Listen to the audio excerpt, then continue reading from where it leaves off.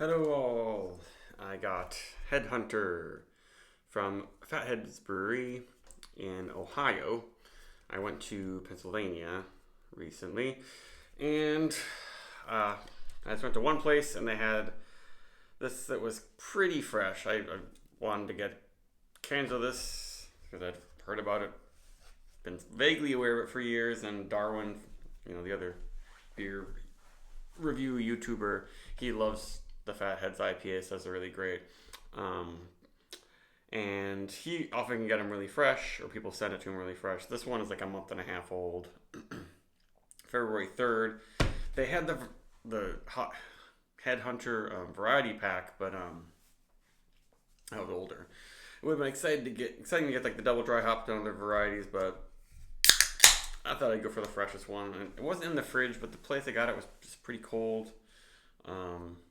And I think this is probably how most people experience this beer. It's kind of a shelfy beer. So most people are probably not getting this, fresher than a couple months old often. But it's won many, many awards for just American IPA. 2023 it won gold for American IPA at the Great American Beer Festival and the World Beer Cup. So it's got to mean something. 7.5%, 70 or 80 IBUs. There you go. Definitely got a bit of a Sierra Nevada type look. It's not as dark as Celebration and Torpedo from Sierra Nevada though. And the head looks very nice, dense, very white. They're tiny, tiny particulates, but this is definitely sort of a classic American IPA. It uses Simcoe, Citra, Mosaic, the big New Wave hops, but also Centennial and Chinook, which are kind of like some of the most classic old bitter in your face hops. There's no Cascade. That's one they're kind of missing. And I had one of these after I bought it and thought it was pretty damn good. Yeah, there's a little bit of C15 crystal malt in there, some wheat, some carapils.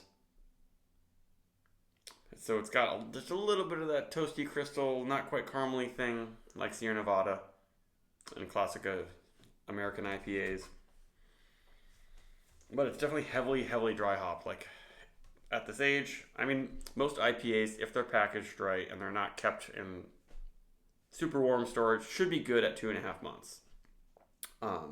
Even hazy IPAs, if you brew them right and you know what you're doing, you can have haze that stays around. And that head's looking really well. And they've made this for years. I don't know how long, but even at 2.5 months, I'm getting some sticky, icky, juicy stuff. I'm noticing the smells that you get from Citra, Mosaic, and Simcoe. There's a hint of pine, but it's very sticky resin, but like clementine, like sweet, sweet citrus. Maybe a little bit of berry notes in there. And maybe some pineapple, like caramelized, candied pineapple. Stone fruit maybe even too, but like it's all in there. It's not like a big juice bomb or anything.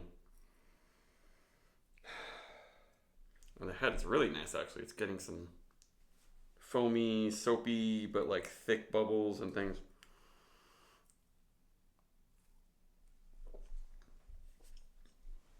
And it hit you with some bitterness. So I had the weird thing where you have your first sip of a carbonated beverage of the day. It makes you hiccup.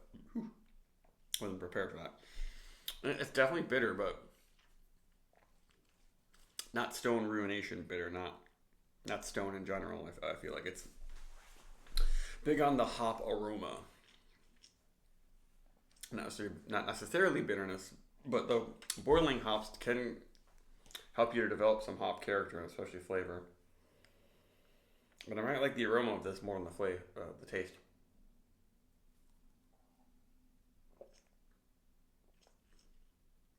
But when you swallow it, it has that old-fashioned, peppery, bitter, resinous bite. And almost no beers in New England have anymore.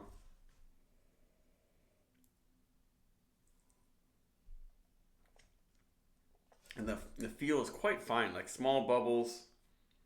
It's not quite silky, but it's like not honestly, it's not far off from like Russian River. Um, and insanely clean. Yeah, I would really like to try the variants of this. Try ones that are hoppier or less malt character.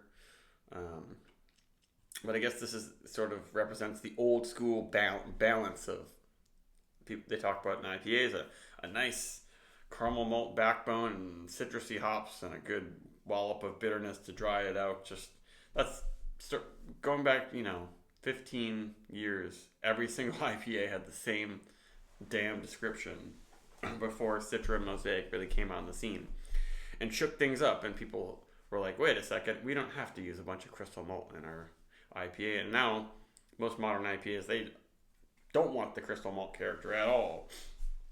They make them super pale, which is not always great.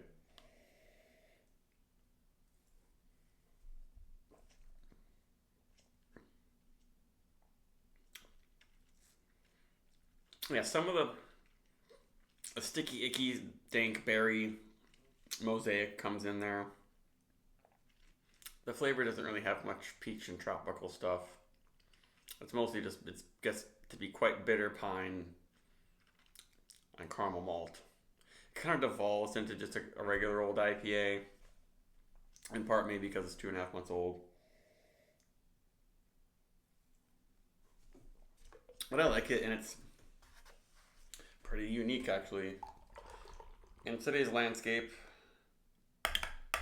maybe it's a little bit like some half acre IPAs. They're more old school ones, but not exactly.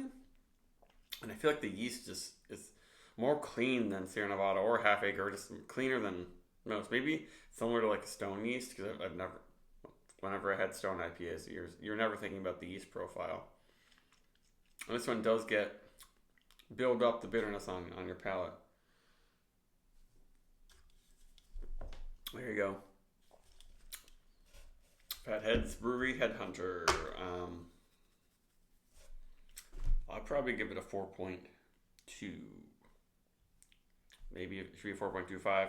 I'm noticing a little bit of boost. It is 7.5%.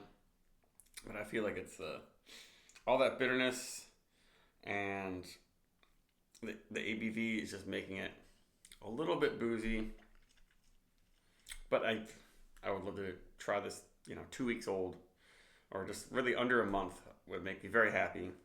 Maybe I'll like push my friend to look for it for me or something. My friend who lives in Pennsylvania. But I guess that's it. Bye bye.